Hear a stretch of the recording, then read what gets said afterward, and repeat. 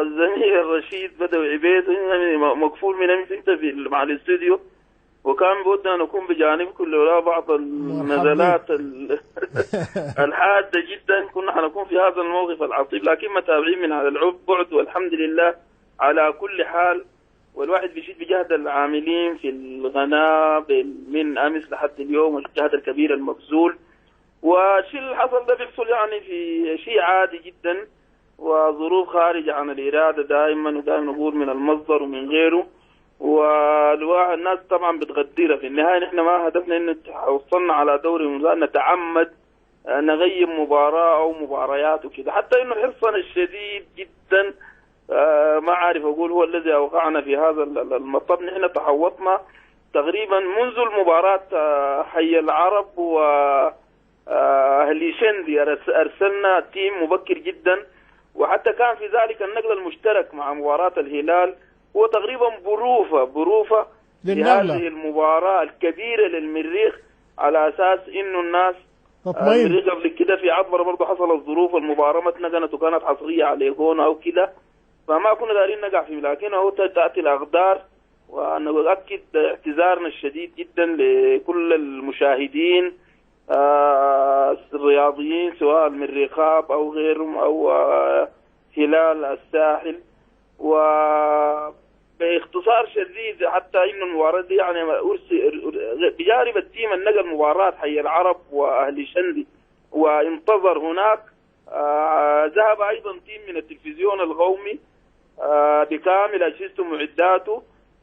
تقريبا برضه يعني نقل مشترك 8 كاميرات 2 SNG، وكله على اساس انه تاتينا صوره جميله وتاتينا لقطات رائعه ويكون نقل مميز.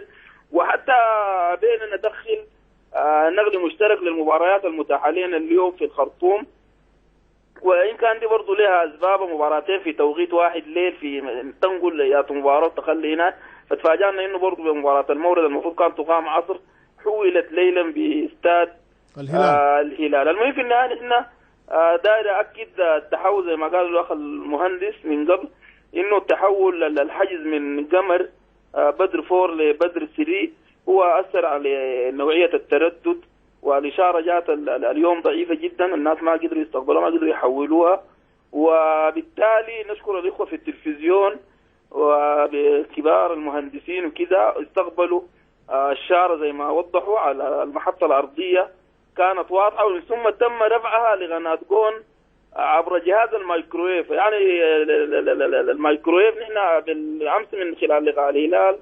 ومغام في عرب التلفزة عملنا معاه المنطقة قريبة، ما في إشكالية، ميكروويف في الاستاد ميكروويف في المحطة تستقبل المباراة عادي، ما كان في مشكلة. لكن المشكلة كان لأنك أنت تنقل عن طريق إزنجيب، تنقل عن طريق أقمار صناعية من مدينة بورسودان ما موجود فيها ميكروويف هناك عشان ما تقدر يستقبل ميكروويف، فبالتالي كان لابد انه عن طريق الاقمار وعن طريق SNG انه التلفزيون يستقبل هذه المباراة ارضيا ثم يحولها لنا، فبالتالي كان الجزء الاخير يعني الجهاز ده كله يتعمل، حتى التحوط ما كان محسوب انه حنحاول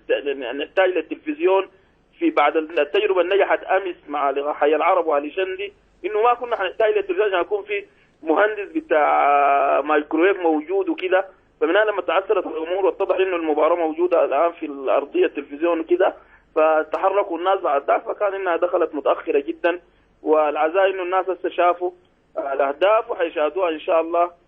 مسجله كامله لاحقا، ودي برضه بتكون درس الناس يستفيد منها. طبعا الناس هتحدث عن امكانيات جون وقناه جون، يا قناه لها عمر 6 شهور تقريبا من انطلقت، بالتاكيد ستواجه الكثير من المصاعب.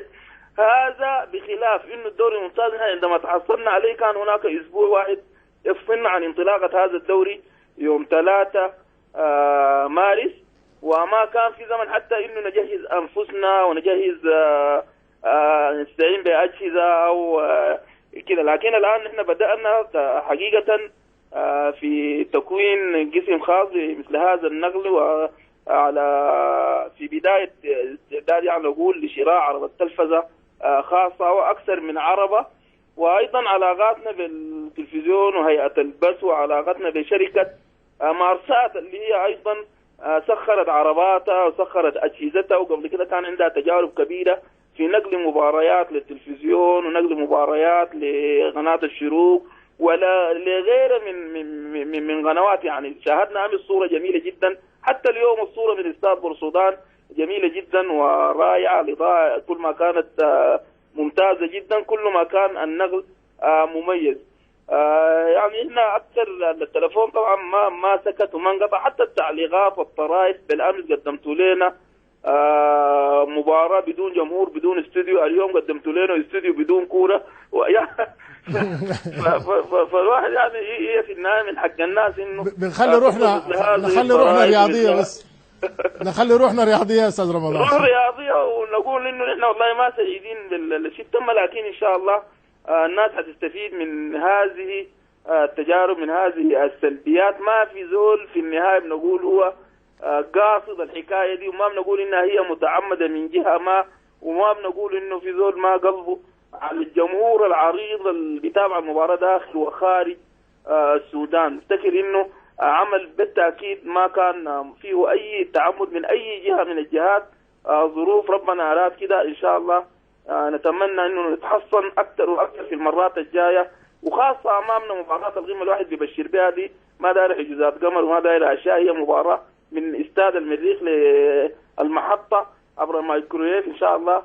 سيتم نقل، جهزنا تقريبا حوالي 8 كاميرات، تيم من كبار المخرجين إن شاء الله، وأيضا في الإعداد. ولاحظ الناس حتى لم نتمكن حتى الآن من تسجيل أي مؤتمر صحفي برضه لظروف حجوزات القمر، لظروف يعني أتمنى إنه الاتحاد العام ذاته يساعدنا، المدربين يبغوا حتى في بورسودان كان بيلعبوا في المدربين الفريقين على أساس إنه في مؤتمر صحفي، ما يتمكنوا في النهاية، لم يعقد أي مؤتمر صحفي. فبالتالي أتمنى إنه في كثير من السلبيات، كثير من الأشياء إنها تعالج من خلال المباريات القادمة، وخاصة إنه أمامنا من يوم 9 إن شاء الله برضه حيكون في نقل، ما هنهمل الفرق الأخرى. في يوم 9 في مباراة ما طرف هلال المريخ هننقل مباراة، يوم 10 أيضا في مباراة ما طرف هلال المريخ هننقلها، يوم 11 يوم الجمعة هننقل لقاء القمة أيضا. عندنا على يوم الاثنين لقاء ودي للهلال استعدادا للبطولة الإفريقية أمام المنتخب الأولمبي المصري اللي وصل وموجود الآن، ويوم 9 تقريبا